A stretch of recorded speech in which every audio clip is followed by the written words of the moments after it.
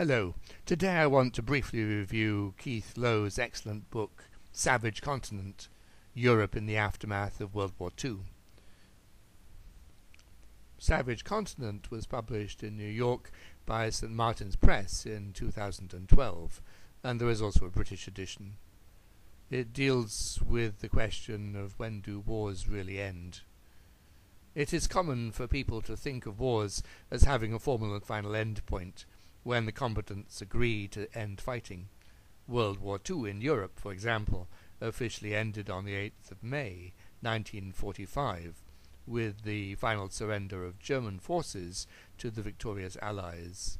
This was VE, Victory in Europe Day, and was marked by widespread euphoria in Allied countries. The defeat of Japan would require another 3 months of struggle before the Second World War was finally over, but for many people at the time, there was a palpable sense of closure and completion. The horrendous conflict that had destroyed so many lives and physically devastated large swathes of the European continent had finally come to an end.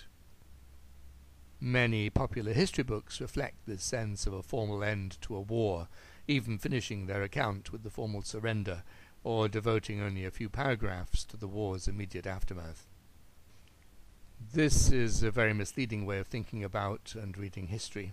It is not just that there may be a period of several years before normality is reattained, prisoners of war returned home, conscript soldiers demobilized and reintegrated into the civilian workforce, a start made to rebuilding shattered cities and economies, a peace settlement agreed, and so on.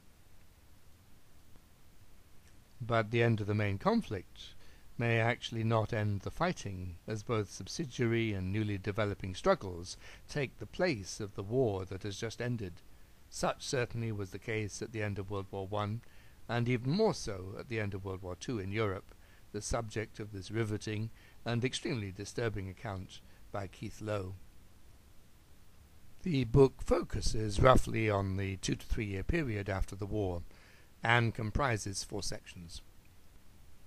Firstly, the war's immediate legacy, the destroyed cities and countryside, the number of people killed, pre-war populations that had been exterminated, refugees, former slave laborers and prisoners of war, famine and starvation, the collapse of conventional morality, and the hope for a better world. Secondly, there is the theme of vengeance, the treatment of various groups, former concentration camp guards, German prisoners of war, the German civilian population, including arbitrary killings and mass rape, and former collaborators with the German occupation forces, particularly women who had had affairs with German soldiers. Thirdly, there was ethnic cleansing, notably the flight of those Jews who had survived the Holocaust, Ukrainian and Polish minorities, Germans from Eastern Europe, and former collaborators in Yugoslavia. And finally, civil war and conflict, dealing with political violence in France and Italy, the Greek Civil War, the imposition of Soviet regimes in Eastern Europe, and anti-Soviet resistance in the Baltic states and the Ukraine. For the most part, this is a depressing narrative of human inhumanity towards others.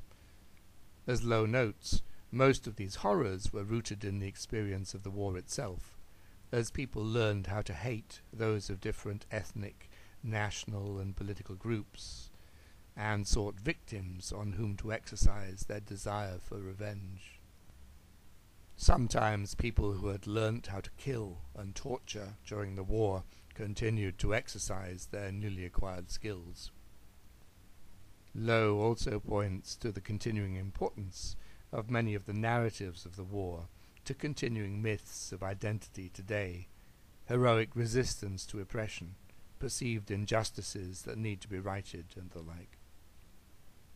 Of course, these myths are specific to different nations, ethnicities and factions, and are often in conflict with the myths of other groups, ensuring that some of these now ancient hatreds and conflicts are perpetuated into the present. Indeed, in some cases, hatreds that were engendered by the war have impacted people who were not even born until decades after it had ended. Such myths can also be used by those with particular political agendas today, seeking to use ethnic and national hatreds for their own ends, or presenting narratives that justify the political left or right by assigning blame for wartime atrocities. For Lowe, these continuing ramifications make it vital that accurate accounts of the war and its aftermath be available. Honest reconciliation is possible, as can be seen in the remarkable healing in the relationship between Germans and Poles that has developed over the past half-century. The terrible events of the war years cannot be forgotten or ignored, and attempts to force forgetting generally fail, but ordinary people separated by time and the rise of new generations can learn to deal with them as now ancient history. Certainly misrepresentations by politicians and interest groups must be rebutted if the hatreds of 60 or 70 years ago are not to be continued. Given the partisan feelings that still rage about some of the incidents recorded in this book, Lowe does what I think is a remarkably good job in presenting an honest account of events. I regard it as an essential addition to the libraries not just of anyone making a serious study of the Second World War and its aftermath, but also as a study of the human condition in general. This said, I would make two qualifications. First, by covering so much material in the space of what is not a very long book, only 378 pages of text, Lowe cannot give a detailed account of the full background of these episodes.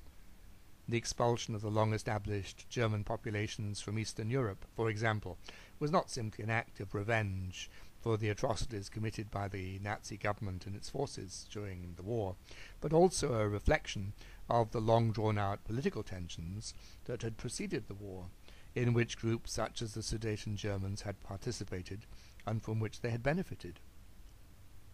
Such background knowledge is often hinted at, but I wished that Lowe had had the space available to examine issues of context more thoroughly. That would have made for a massive tome, of course. Secondly, for the most part, this is a harrowing tale of human brutality. That is a narrative that has to be told, but again it neglects narratives that were developing at the same time as the events that Lowe records. He mentions some of these briefly, as in his chapter on hope and his reference to German-Polish reconciliation, but there are brief rays of light in an otherwise depressing story. In brief, an understanding of the development of Europe in the immediate aftermath of World War II cannot ignore this book, but at the same time, other accounts must also be read to gain a fuller picture of events and the processes that led on towards the present day. Thank you for listening.